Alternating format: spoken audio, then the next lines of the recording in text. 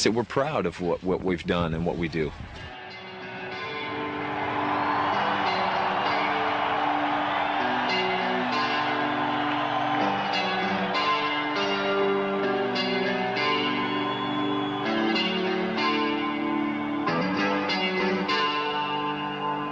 Metallica are the biggest heavy metal band in the world. Over the course of their 25-year career, they sold over 90 million albums, won Grammy Awards, and toured the world dozens of times.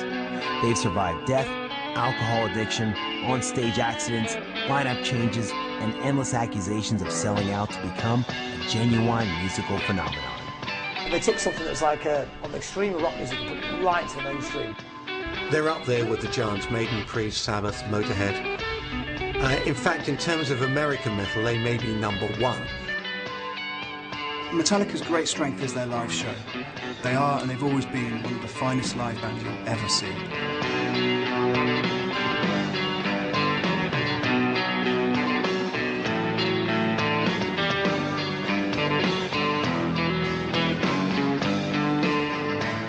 We write for ourselves.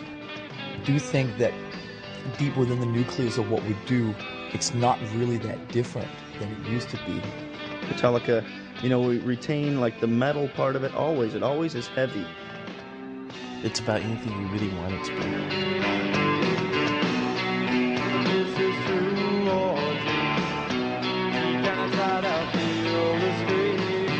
This terrible time it starts with me.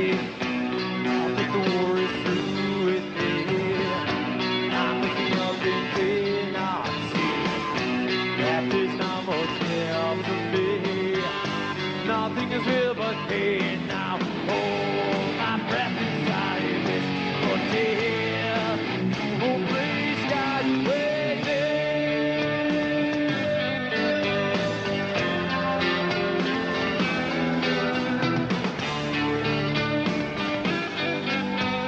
The Metallica of today is a far different beast to the one which first stepped on stage in Los Angeles back in March 1982.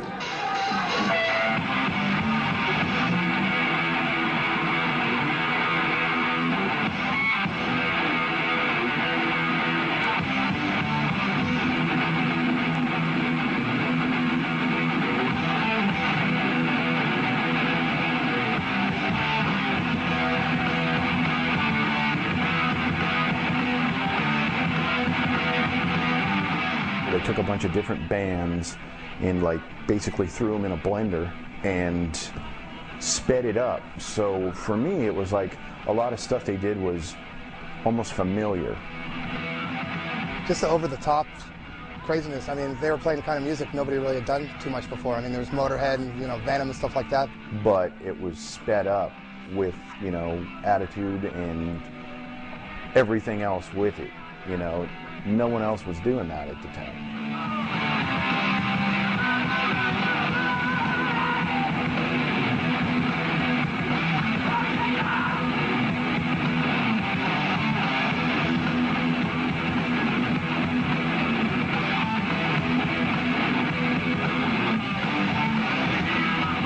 The teenage band started out by playing covers of British bands such as Diamond Head, Sweet Savage, Venom, and Blitzkrieg, who were making waves at the time as part of a new movement in music called the New Wave of British Heavy Metal. You wouldn't have thought that these bands from Newcastle and these working men's clubs in the north of England would have had a profound impact on these American bands, but they really did.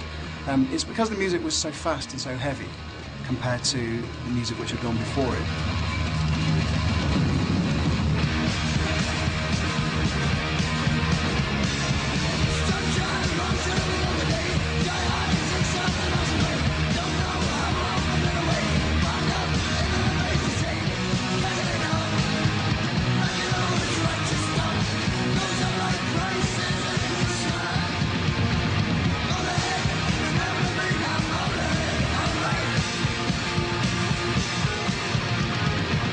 More than anything else, it was a new wave of British heavy metal that inspired them.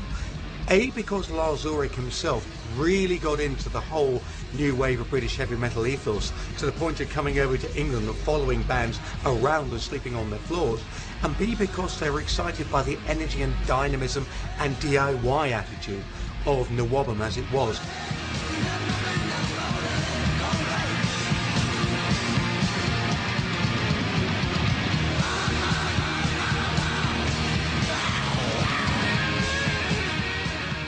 drummer, Lars Ulrich, somehow managed to get himself onto a metal compilation album, even though he couldn't play drums and didn't even have a band. So he advertised to get a band together, and of course they had to get answered, and he put the band together, and that's how they basically formed the band. The first track that got noticed by people, Hit the Lights, which appeared on the very first Metal Massacre compilation album put out by Metal Blade. At the time when that happened, there wasn't really a Metallica lineup, but Lars had got to know the guy who ran Metal Blade, Brian Slagle, and he just said, look, if you can get a lineup together and go in the studio and do a song, I'll put it on this record, which represented what was going on in the Bay Area and in America, particularly on the underground metal scene at the time. So that was really the birth of Metallica. I think they put an ad out that they were looking for a guitar player, and I think Dave responded to the ad. And, and Dave saw that they were influenced by new wave of British heavy metal, so I believe that's how they got together.